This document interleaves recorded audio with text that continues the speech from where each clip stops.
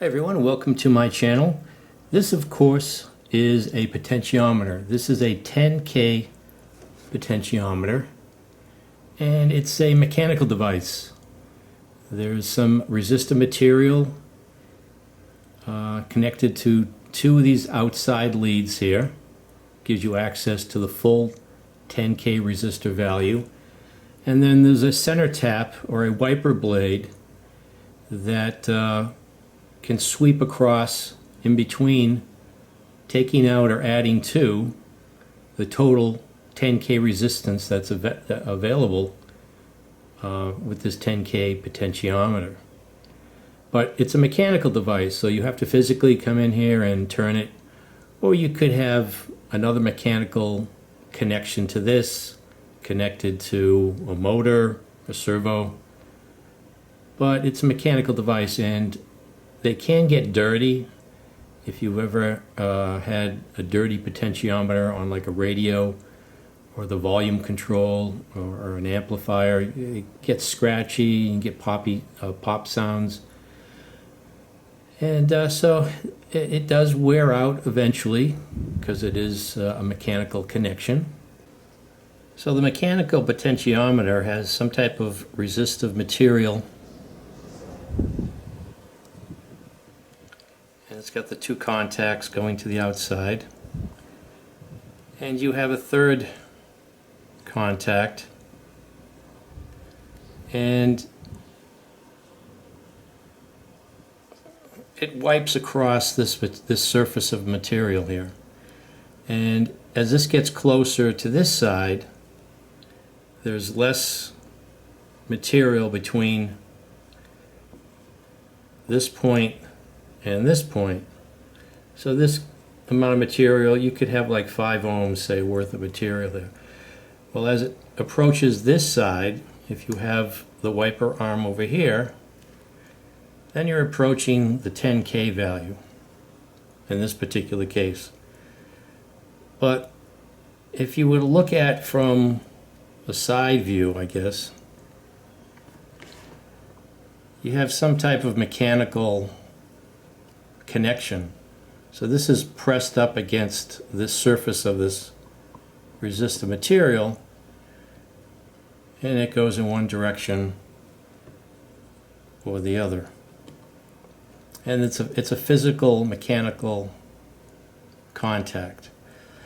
So in between this material here and the contact, you can end up with dirt eventually, or this stuff can wear out, and you know, over time you'll have to replace the potentiometer if it's used a lot.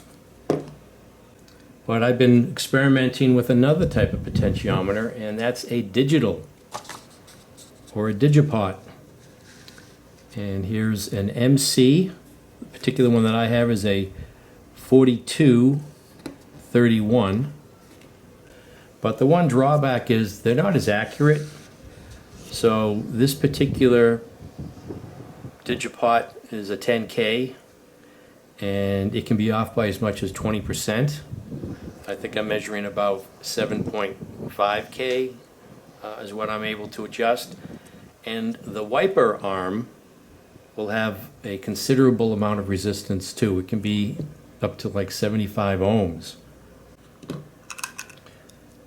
So here's the IC that I ordered. Ordered these from Newark Element 14. Let's see here.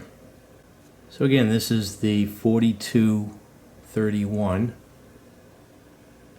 14-pin device. And it has two separate potentiometers, two 10K potentiometers. So here's the pin out for this particular chip. Pin 1 is CS0. This is chip select, and it's active low. If you have more than one of these chips, this is how you distinguish between the two, or the number that you have. This will go low and then allow you to talk to this particular chip. This is the serial clock. So these are synchronous devices.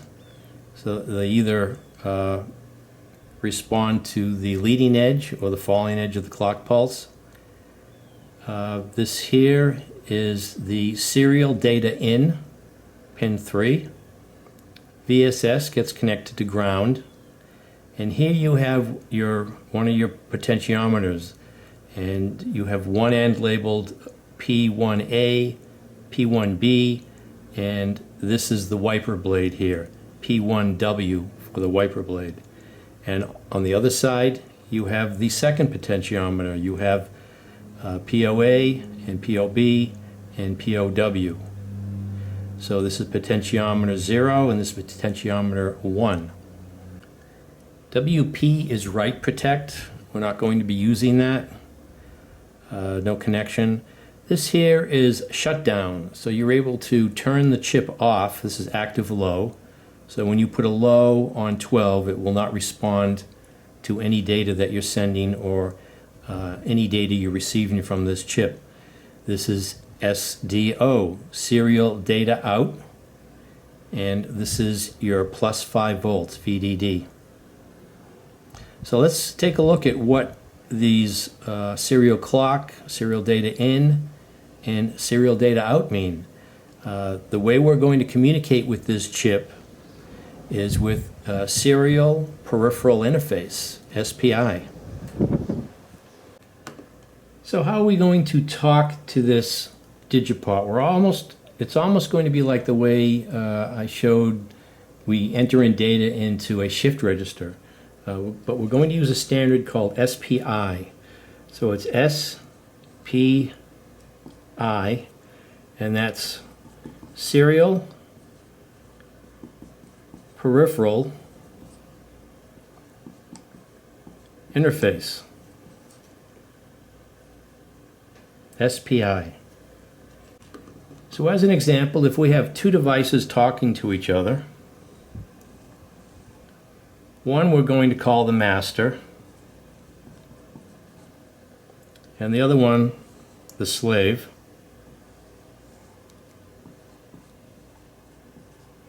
And we'll start with 3 connections for this SPI bus. 1, 2, 3. So when communication is going this way, going into the slave from the master, this is called master out and slave in, MOSI. And when we have information or data coming from the slave to the master, going in this direction, this is called master in and slave out. And this transfer of communication back and forth from the master and the slave is all synchronized with a serial clock. So you have basically 3 lines, but if you have another slave or another device you want to communicate to, you have to be able to distinguish between this slave 1 and slave 2, or chip 1 and chip 2. And the way you do that is you have a 4th line here, go off of here, go to here, and this is slave select, SS, or also called chip select, CS. And you have to have one of these for each device. So you'd have to have another one here, and usually this chip select can be an active low, so CS with a bar over it. So when this goes 0, when this goes low, this device would be active. If this was high, this device would be off. And that's basically your SPI bus. SPI, serial peripheral interface. One other thing as far as nomenclature goes, the master out, slave in is also known as serial data in, and the master in slave out is also known as serial data out. So you can see here they use SDI instead of master out slave in, and here they use serial data out instead of master in slave out, MISO. So how are we going to send data to the DigiPot? So we're going to use a 16-bit command. You can see here. So we're going to send 16 bits of information. Now recall that the DigiPot that I have, it has two separate pots. So we have to be able to know or tell the chip which of these pots we want to control. So each one has a distinct address, and of course there's only two. So one address is 0, 0, and the other address is 0, 1. And these first four here bits are the memory address. So if this is 0, 0, 0, 0, you'll be talking to pot 0, and if it's 0, 0, 0, 1, you're talking to the number 1 potentiometer. And then we have two command bits, because there are actually a number of commands. You can write data, that's the only thing we're going to be doing, writing data to the pot to tell it what value we want to set it at. You can also increment it, decrement it, so you have a value already stored.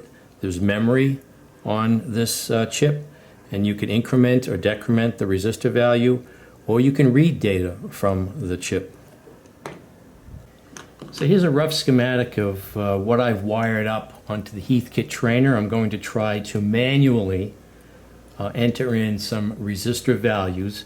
And again, when you're using the potentiometer, we're only going to be using one side with the wiper blade, and one side is not going to be, the other side is not going to be connected at all. So here I have the 5 volts connected through a 220 ohm current limiting resistor, and it's going to be connected to the inside resistance value, which is a solid state device, and we're going to adjust this wiper blade with solid state electronics. There's no mechanics inside this chip. So we have the first potentiometer P0 and the second potentiometer P1, and the same thing, we have one side of potentiometer connected to 220 ohms to 5 volts, so we get 220 ohm current limiting resistor, and pin 6 here we have the LED. We have an LED attached here to ground, and an LED here to ground. And this is the 4231. And we have pin 14 is VDD, and VSS is pin 4. So pin 4 here we have to ground. This is VSS.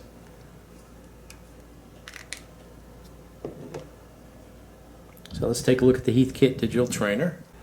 So this is going to be pretty easy. It's just time consuming to shift all these bits of information in manually with the clock. But the first 4 is just memory location 0, which is the 0 potentiometer. And these 2 are going to be 0 for the command of writing to the potentiometer. And these are always 0 because they don't get used. So we've got 4, 5, 6. The first 8, I'm just going to have to clock in zeros. And the last 8, from 0 to 7 here, is what's going to determine the resistance value. So when I turn this on, there's just an arbitrary resistance value. So the LEDs will light, and you can see they're lit. These are the two.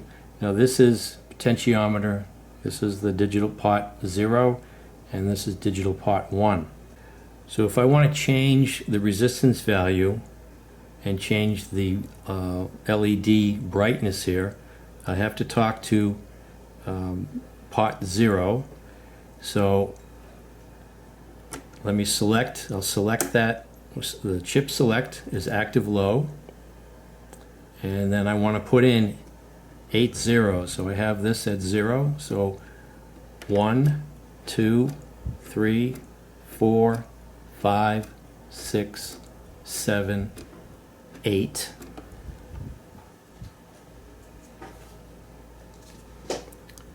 So I've entered in 8 zeros, so they fill up 0, 0, 0, 0, 0, 0, 0, 0.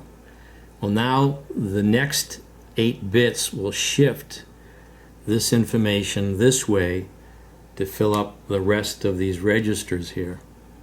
So if I want a 1 here, the next bit I need to enter is a 1, and then the rest zeros, and that will shift everything this way. So I end up with a 1 in this position. So now I want to go to 1, that will be 9, 1. Bring this to 0 again. 10, 11, 12, 13, 14, 15, and now on 16, the 16th clock pulse, this should change its brightness. And there, you saw it changed a little bit. I've changed the resistance value of this DigiPot. So what I have here now is I have a 1, and then a 0, 0, 0, 0, 0, 0, 0. That's what I've clocked in to these registers. And that has a specific resistance value. That binary information there. So let me clock in this data again, but I'll change this to a 0.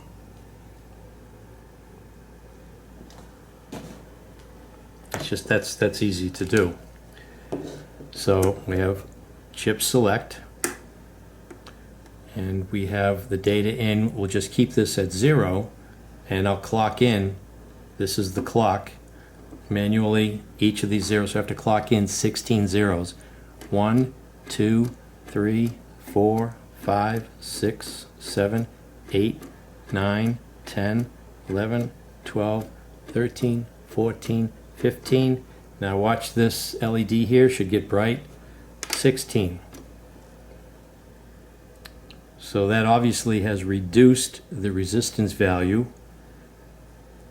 We get the brightest LED. Now if I want to talk to the 1 potentiometer, the 0, 1 potentiometer here, I now have to change this bit here to a 1. So the memory address is now pointing to the 0, 1 potentiometer. So chip select, and then 1, 2, 3, and the 4th bit has to be a 1, and then back to 0, 5, 6, 7, 8, 9, 10, 11, 12, 13, 14, 15, and now this will light up real bright, 16. So now I'm talking to this potentiometer because I've changed the memory address, or I've changed the bit associated with the memory address that specifies you're now talking to that 0, 1 potentiometer. So I can do that again.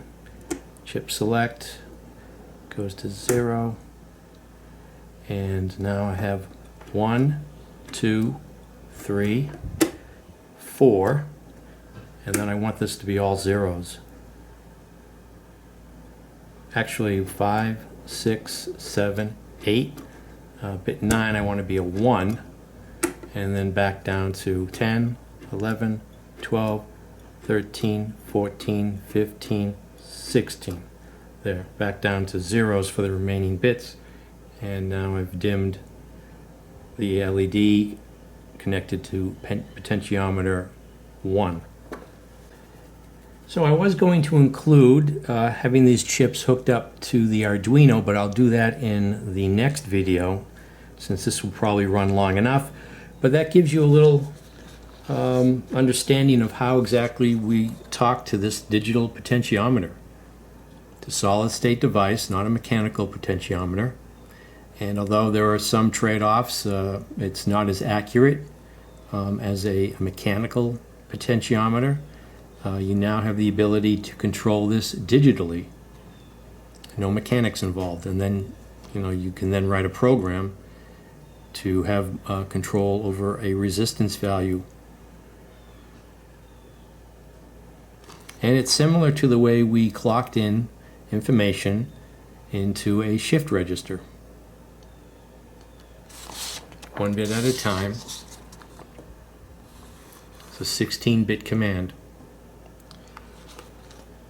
So if you found this video helpful and interesting, feel free to subscribe, like, and/or comment, and thanks for watching.